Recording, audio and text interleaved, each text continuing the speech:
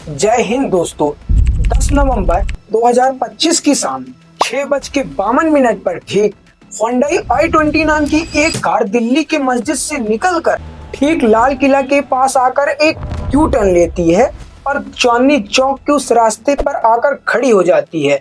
फिर होता है उसमें एक जोरदार धमाका। दोस्तों, ये धमाका इतना जोरदार था ना कि आसपास उस गाड़ी के जो भी अन्य गाड़ी थी 150 मीटर दूर तक उनका जाके मलबा गिरा है। अब बताओ, पूरे देश भर में इस धमाके के चलते एकदम हड़कंप मचा हुआ है। तो ज्यादा देर ना करते हुए शुरू करते हैं कि क्या है ये चीज, पूरा बॉम्ब ब्लास्ट एक्सपोज करते हैं। आओ। तो जब ये ब्लास्ट हुआ, इत्तेफाक से 2 लोगों ने इसकी वीडियो बना ली थी। लो देखो, देख लिया। अब फिर से देखो स्लोमो में, ये जो पेड़ दिख रहा है ना कैसे हिल रहा है, सोचो उसके आसपास जो होगा उनका क्या हाल हुआ होगा। कहा जा रहा है 2.5 किलोमीटर दूर तक इसकी आवाज सुनाई दी है, जिसके बाद 7 फायर ब्रिगेड तुरंत मौके वारदात पर वहां पहुंच गई है और 7 बजे के आसपास करीब पुलिस भी आ गई है फोरेंसिक टीम और बॉम्ब स्क्वाड टीम के साथ। और इसके महज कुछ ही समय बाद NIA की टीम और NSG कमांडो भी वहां पहुंच गए हैं हमारे प्यारे दोस्तों। मैं दिल से धन्यवाद करता हूं चांदनी चौक के लोकल लोगों का, जिन्होंने ब्लास्ट के बाद वेट ज्यादा नहीं किया और अपने ई-रिक्शा में ही घायल लोगों को हॉस्पिटल पहुंचाया। कौन सा हॉस्पिटल? लोकनायक जयप्रकाश हॉस्पिटल, जिसमें ले जाते वक्त ही 8 लोगों की तो तुरंत मौत हो गई, जिसमें 20 से ज्यादा लोग घायल हैं और अब तक कुल 13 लोगों की जान चली गई है।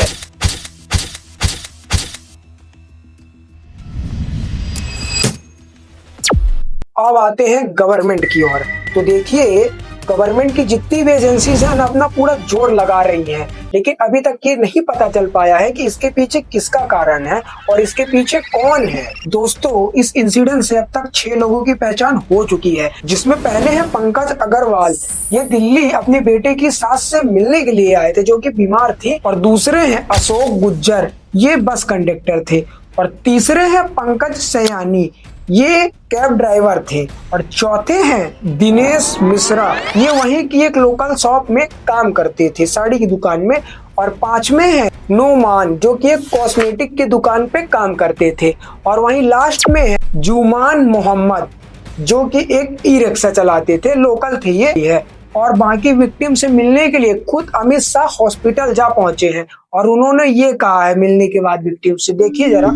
बड़े सवेरे ही सीनियर लोगों की टीम के साथ गृह मंत्रालय में बैठक कर इसकी डिटेल जांच की जाएगी। और इस खबर के पता चलते अपना इंडियन मीडिया तो ऐसे उछल रहा है कि मैं क्या ही बोलूं। आप तो जानते हैं कि इनकी क्या आदत है, जो पाए जो रूमर्स मिला वो एकदम फेंकने लगे ऑडियंस के सामने। लेकिन जो सही है और जो ट्रस्टेबल है, मैं सब कुछ सोर्स से लाया हूं और आपको पूरा प्रूफ के साथ बताऊंगा।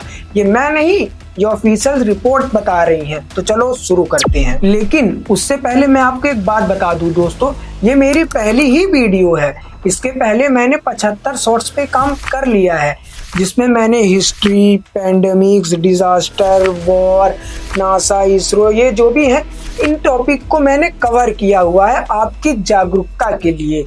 और मैं चाहता हूँ आप भी अगर ये चीज सीखना चाहते हैं, मतलब इस तरीके से वीडियो बनाना, हालांकि मेरे पास ही एक मोबाइल है और मैं नॉर्मली कैप कट वगैरह से इसकी एडिटिंग करता हूं और ये वीडियो भी उसी से रिलेटेड है। कैप मतलब कैप कट से मैंने की है। अगर आप भी चाहते हैं ऐसी वीडियो बनाना देश की जागरूकता के लिए, तो दोस्तों मैं आपको फ्री में पूरा चीज सिखाऊंगा। जी हाँ दोस्तों, क्यों? क्योंकि अवेयरनेस बहुत जरूरी है अपने देश पे। तो सुनो, इसके लिए आपको क्या करना पड़ेगा। आपको कमेंट सेक्शन में जाके जय हिंद और मन में एक संकल्प लेना होगा कि मैं अपने देश के लिए, मेरी पर्सनल लाइफ में कोई भी प्रॉब्लम हो पर मैं देश के लिए वीडियो बनाऊंगा और सही जानकारी लाऊंगा। मैं कोई छपरीगिरी वाली वीडियो नहीं बनाऊंगा। तब मैं आपको जितना मेरे से आता है मैं आपको सब सिखा दूंगा। तो चलिए टॉपिक पे वापस आते हैं। अब यहाँ से जो इन्फॉर्मेशन मैं आपको बताने वाला हूँ ना, वो बहुत सेंसिटिव है और ध्यान से सुनना कान खोलकर।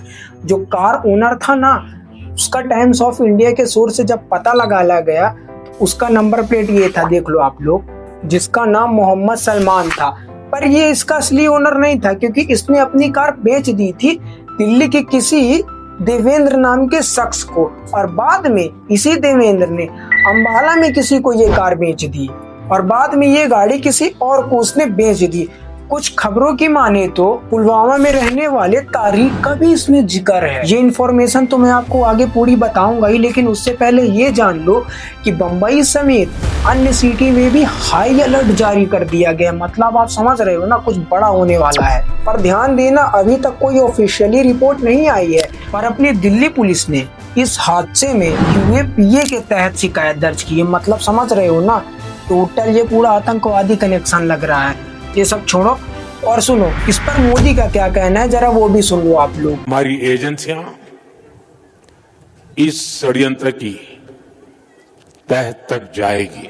पर अब ध्यान से सुनना, क्योंकि मैं ऐसी चीज बता रहा हूँ ना कि आपको सारे कनेक्शन एक दूसरे से लिंक करते हुए नजर आएंगे। ध्यान से सुनना आप।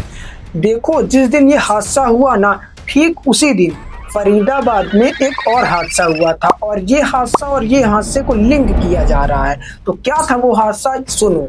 तो जिन 2 डॉक्टरों को अरेस्ट किया गया ना, वो डायरेक्ट जैश-ए-मोहम्मद और AGH, ये दोनों पाकिस्तान की टेररिस्ट ऑर्गेनाइजेशन है। ये इनसे डायरेक्ट संपर्क में थे और इनके लिए काम कर रहे थे। नहीं समझ आ रहा कुछ, अभी सब समझ जाओगे। अब ध्यान से सुनना। देखो, कुछ दिनों पहले कश्मीर के श्रीनगर में पोस्टर लगाए जा रहे थे, जैश-ए-मोहम्मद के पोस्टर, और इसमें पता है आर्मी और पुलिस को सीधा धमकाया गया था। और जब पुलिस वालों ने इस पोस्टर लगाने वाले का पता किया ना, तो एक और डॉक्टर का नाम सामने आया, डॉक्टर अकील। ये डॉक्टर यूपी के फरीदाबाद में एक हॉस्पिटल में काम करते थे, और जब पुलिस ने इसका लॉकर चेक किया तो उसमें से पता है क्या निकला, AK-47। और जब पुलिस वालों ने इस अकील की अच्छे से खातिरदारी की, तब फिर कश्मीर के इन 2 डॉक्टरों का नाम सामने आया। समझ गए ना? पर अभी रुको, एक और बात बताता हूँ, पूरा समझ जाओगे। और जब इसी आदमी की लॉकर के अलावा रूम में इसकी तलाशी ली गई ना, तो पता है वहां से क्या निकला, 3000 किलो एक्सप्लोजिव। एक कैरेनकॉफ rifle with 3 magazines and 83 live rounds, एक पिस्टल विद 8 लाइव राउंड्स। मतलब आप समझ रहे हो ना, इंडिया में पूरे के पूरे ये क्या चल रहा है। और सुनो, हमारी टॉप एजेंसीज जितनी भी हैं ना, इसका पता लगाने में जुटी हुई हैं, क्योंकि अभी भी ये नहीं पता चल पाया है कि ऐसे प्लान और कहाँ कहाँ हो रहे हैं। क्या यही बस एक प्लान था कि और भी कहीं है? इसलिए अभी पूरा का पूरा ये एक सेंसिटिव मुद्दा है और इस पे अभी भी जांच चल रही है। तो आप अभी शांति बना के रखिए, ज़्यादा रूमर्स में मत पड़िए कि हम सरकार हटवा देंगे, ये करवा देंगे वो। अरे भाई रुको, अभी थोड़ी सेंसिटिव मैटर है, देश का मुद्दा है। इसी बात में लाइक एंड सब्सक्राइब तो कर दो यार, बहुत मेहनत लगती है वीडियो बनाने के लिए। तो चलो टॉपिक पे फिर से वापस आते हैं। तो देखो, फरीदाबाद में जो डॉक्टर अरेस्ट हुए और दिल्ली में जो बॉम्ब ब्लास्ट हुआ, इन दोनों कनेक्शन को एक साथ जोड़ा जा रहा है। ऐसा मैं नहीं, ऐसा ऑफिशियल से रिपोर्ट कह रही हैं, पर गवर्नमेंट की नहीं, ये आर्टिकल के द्वारा भी आया है, जैसे कि टाइम्स ऑफ इंडिया है, यही सब वगैरह वगैरह। खैर छोड़ो, फिर से टॉपिक पे आओ। सुनो मेरी बात, अब यहाँ से ध्यान से सुनना तुम लोग, क्योंकि अगर ये टॉपिक समझ गए तो पूरा वीडियो आपको एक बार में समझ आ जाएगा, मतलब सारे लिंक। सुनो, उन 2 डॉक्टर के अलावा भी 2 और डॉक्टर थे, जिसमें से एक लखनऊ की लेडी डॉक्टर थी जिसको पुलिस ने अरेस्ट कर लिया गया है, और दूसरा था उमर नबी। उमर नबी, पुलिस को इसी उमर नबी पे शक है, क्योंकि सोर्सेस की माने तो धमाका पूरे दिल्ली को उड़ाने का था। पर पुलिस ने जब इसके साथियों को पकड़ लिया तो जल्दीबाजी में इसने उतना ही एक्सप्लोजन कर दिया। पर अब यहाँ से ध्यान से सुनना, कार में जो DNA मिला है, अभी उसकी रिपोर्ट नहीं आई है। अगर उसकी रिपोर्ट आ जाती है तो ये साबित हो जाएगा कि इधर का और इधर का लिंक। दोस्तों, अगर आप भी चाहते हो कि मैं भी देश के लिए कुछ करूं और कुछ सीख के लोगों को सही चीज प्रदान करूं, तो आप जरूर मुझे सब्सक्राइब करके मैसेज कर दीजिएगा कमेंट में, क्योंकि मेरे सब्सक्राइबर अभी इतने नहीं हुए हैं। मैं आपका कमेंट पढ़ लूंगा, जिसको अगर करना होगा तो मैं उसे जरूर सिखाऊंगा। धन्यवाद।